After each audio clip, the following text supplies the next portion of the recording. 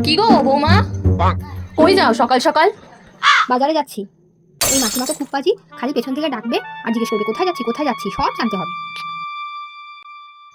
ও বৌদি, সকাল সকাল কই যাও? বাজারে যাচ্ছি গো, এই মাত্রই তো তোমার মা জিজ্ঞাসা করলো, বললাম বাজারে যাচ্ছি, তা তুমি শোনোনি? ও যাও যাও যাও। এই মা কি বললো রে? কোথায় যাচ্ছে জিজ্ঞেস করলাম, তারা তারা উত্তর দিল।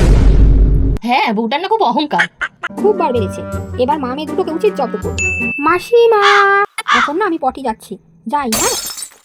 ও মাসিমা, একটু বাজারে যাচ্ছিলাম ডিম আনতে, যাই হ্যাঁ।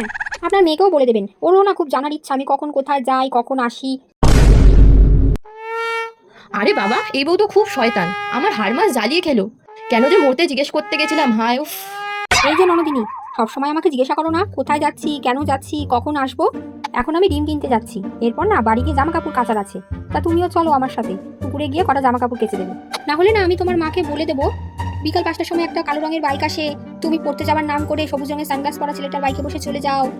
আর যদি তোমার বাবাকে বলে দিই তাহলে কি হবে বলো তো? না মানে ওই আর কি। আরেকদিন যদি দেখেছি না রাস্তায় বেরালেই খালি আমার পেছনে ঢাকা, মা মেয়ের কি হাল করবো না বুঝে যাবে।